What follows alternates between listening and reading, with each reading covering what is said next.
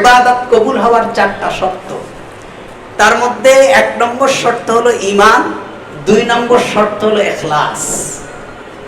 অর্থাৎ ঈমানের পরে খুলুসিয়াত যদি না থাকে, কেন আপনি হজ করছেন, কেন যাকাত দিচ্ছেন, কেন নামাজ পড়ছেন, কেন সিয়াম পালন করছেন, কেন সাদাকা করছেন, কেন কেন যদি আল্লাহর জন্য না হয় তাহলে হবে না। আল্লাহ তাআলা বলছেন ইন্নাস সালাতি ওয়া নুসুকি ওয়া মাহইয়ায়া ওয়া মামাতি লিল্লাহি রাব্বিল আলামিন। আমার নামাজ, আমার রোজা, আমার জীবন, আমার কুরবানি, আমার মৃত্যু সবকিছু আল্লাহর জন্য হতে হবে।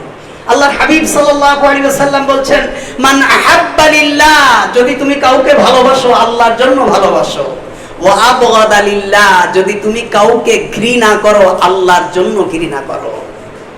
সুবহানাল্লাহ। তাহলে ভালোবাসাও আল্লাহর জন্য,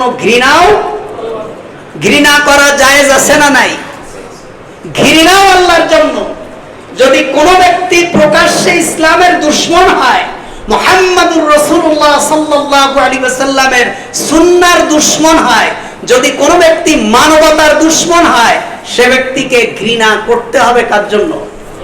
আল্লাহর হাবিব সাল্লাল্লাহু আলাইহি ওয়াসাল্লাম বলছেন ওয়া আতা লিল্লাহ, যদি তুমি কাউকে কিছু দাও আল্লাহর জন্য দাও। ওমানা আলিল্লাহ, যদি কাউকে কিছু দেওয়া থেকে বিরত থাকো সেটাও আল্লাহর জন্যই থাকো। তাহলে কোন সময় না দেওয়াও কি?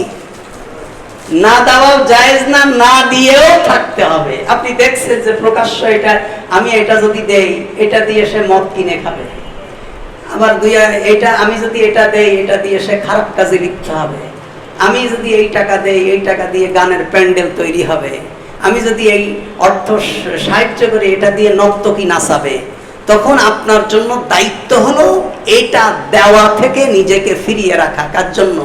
আল্লাহ সুবহানাহু ওয়া তাআলার জন্য।